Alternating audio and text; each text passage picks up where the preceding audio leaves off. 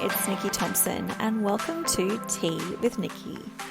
This podcast is all about embracing your sexual energy because I feel as when we embrace our sexual energy, we can create an unbelievable connection with our physical bodies that can shift everything in our lives.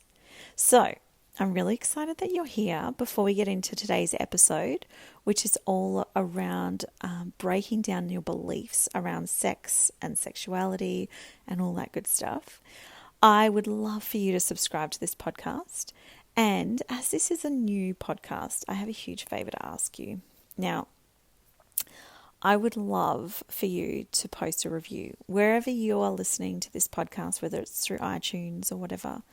I would love for you to post a review because it really does help me get this podcast out to more and more people. So, after you've done that, come back and listen to this episode. So, this week I am talking about breaking down our beliefs around sex.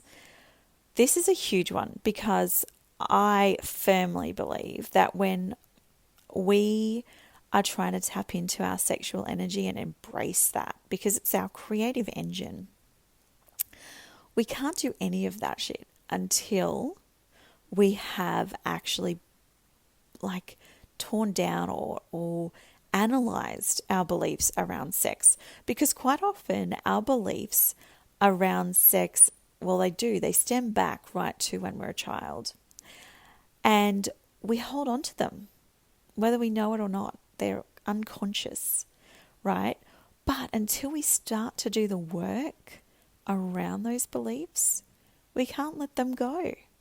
And so they hold us back forever until we start to actually work through them.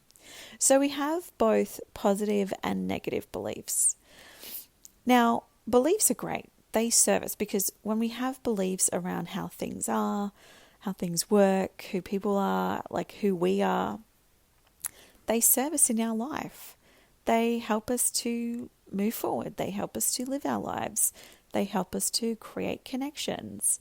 However, our beliefs aren't helpful if they're holding us back. And those are the ones that we need to dive into and analyze. So our beliefs, our negative beliefs, I really do want to focus more on our negative beliefs. They do date back to when we're a child. So we start to accumulate beliefs on how things are, how things work, who we are, who our parents are, how the world is, how we fit into the world, all of those things from a young age. And we add into our belief systems as we grow up. Our parents are our biggest influences when we're a child, as well as our family, extended family, perhaps religion. And then as we grow up, we've got our friends and our peers at school, our teachers, and people, perhaps if we're in a sport or other group, the people in those groups, they influence us and they contribute to our unconscious beliefs. As we get older, we've got society, we've got television, we've got social media, we've got the news, we've got people at work, people at university, people at college, and then more family and friends and partners. So as you can see, we start to collect all of these beliefs. Now, the thing is that we are collecting these beliefs off people who have their own beliefs that were formed from their childhood, who quite often haven't questioned the beliefs that they have. So they're holding on to these beliefs from their childhood. They're passing them on to us unconsciously, and we're then holding on to them. So as you can see, our beliefs are often passed back from generation. They're passed on from generations before us until someone in our world, us, starts to actually break down and think about, hang on a second, is this for real? Is this serving me? Is this positive? Is this what I want to believe? Now, when it comes to sex, this is a big one because as a woman, I'm only all of this whole podcast, all my work that I put out there, my courses, everything, coaching, it is all based on my experience. It's based on my journey. It's based on what I've learned. It's based on what has worked for me. Okay, so that's the only space that we can all work from.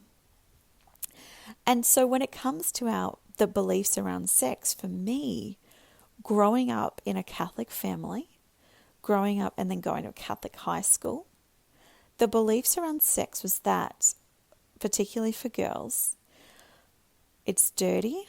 We do not do that. We do not touch ourselves. Like, it wasn't even encouraged to go and do it in private. It was just like, nah, don't do it. Periods are kind of, icky. And so anything around our body, there's shame attached to it.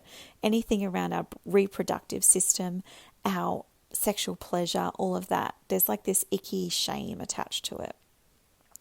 So I have to admit, I didn't masturbate as a teenager. I didn't think anyone else was doing it. There was the thoughts there was like that desire, the thoughts of boys and all that exciting stuff I was going through the teenage years, but I just didn't do it because I didn't know other people were doing it. Even my best friends, like, we didn't talk about that kind of thing. And the idea of having sex, oh my goodness, it was just like, whoa, no. Like, it was just this big thing that we didn't discuss. And I'm talking like, this is in early kind of teenage years. And so as I got a bit older, like 16, 17, and start like the boyfriend, start having sex and things like that, it was, again, there was this shame about it. I was so nervous. I hadn't touched myself. I didn't know what I liked. And so immediately the beliefs around sex was that you're just meant to have intercourse. If he's satisfied, I'm meant to be satisfied, even though I'm not. And a woman is just meant to be able to orgasm from that experience. So there's this deep-seated belief that I wasn't deserving of the time or effort to be able to enjoy that experience as much as he was. And so all of this kind of perpetuates where I felt more and more disconnected from my body. And then once I became a mum, so when I was pregnant, if you've ever been pregnant, it's like this extreme arousal during the middle part stages of pregnancy. And it was just like, oh my goodness, what is going on here? To the point was only then that I started masturbating and looking at, like, how can I relieve this like tension?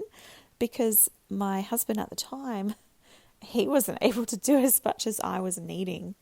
And so this was like this whole thing where I was doing it in private. I didn't want him to know. I just felt dirty. I felt disgusting, to be honest. And so these beliefs really contributed to elements of disconnection from my husband at the time. So we've since divorced. There was just complete disconnection from my body. And so when I had children and my whole body changes again, then again that disconnection just is even deeper. So it's not until I started, and I was obsessed with personal development back then as well. I'm saying affirmations, I'm doing all of the cleanses, and I'm looking at my physical, I'm trying to make my physical body better because I was disgusted in it. I felt fat, I felt like I didn't have energy, and all of these things just perpetuates that belief that and that disconnection from my physical body, because I didn't feel like I deserved it. I didn't feel like my body deserved to be taken care of. So then I would emotionally eat. I wouldn't move my body the way it needed to be moved. All of these things. So that disconnection just widens. So the thing that I see, and so often now as well with loads of women, is that we're trying desperately to lose weight or get into shape or get some energy, but we have no connection with our physical body. So everything is so fucking hard. We're trying to do these habits. We're trying to do these cleanses. We've got these habit trackers, but just nothing is working. And so we have completely disconnected. It's like having the handbrake on to making these dramatic shifts in our lives. But until we embrace our sexual energy, and we have to peel back those beliefs first, embrace that sexual energy, reconnect with our physical body. It's like taking the handbrake off. Honest to God, it's like taking the handbrake off. Those habits they come at with ease. You want to take care of your body because you're connected again. You want to eat better. You want to exercise. You want to love your body. You want to moisturize it. You want to, make sure that you're eating for energy because you want to feel so good. You're honoring that body because it gives you so much pleasure and joy. And this is what shifted for me. And next week, I'm going to talk to you about the pivotal moment for me where I went into that space, where I went into quite a vortex of sexual exploration and what happened afterwards. So be sure to tune into that one. And so when we break down these beliefs around our sexual experiences, around our bodies being a sexual fucking machine, if we feel disgusted, we're never going to be able to tap into that. Now, our sexual energy as women and men is our creative energy. Now, even, Napoleon Hill in Think and Grow Rich, he even wrote a whole chapter on sexual energy and how that makes a better businessman, because it was quite a while ago, it's all talking about men, but how that really does motivate people when they can tap into that sexual energy. So I'm not just pulling this out of my ass. This is so true. This has been factual. This is a key element in so many things, but it's always overlooked, especially for women. We for entrepreneurs as well, we go into this very masculine space.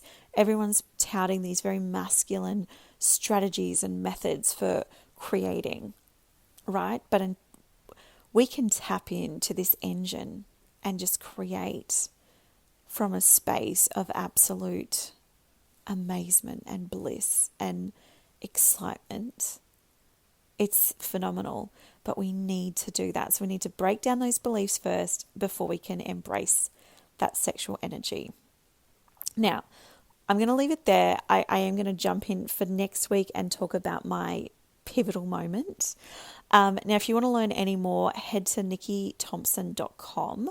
I have got a free online workshop that you can check out. Be sure to go check that out. It's amazing. It's about 45 minutes, so it's not massively long. And I go into how you can embrace your sexual energy. So if you want to jump to that, please go and check that out. Otherwise, I'm going to be chatting with you again next week. I hope you have an incredible week.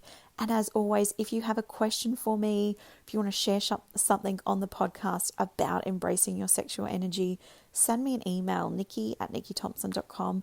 I really, really want to hear about it, because I feel like this is my soul work.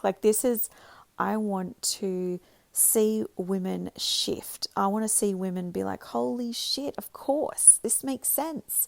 I want to see you creating the life that you really love, because it's absolutely there, it's absolutely available, and it's all within your reach. So go and do that.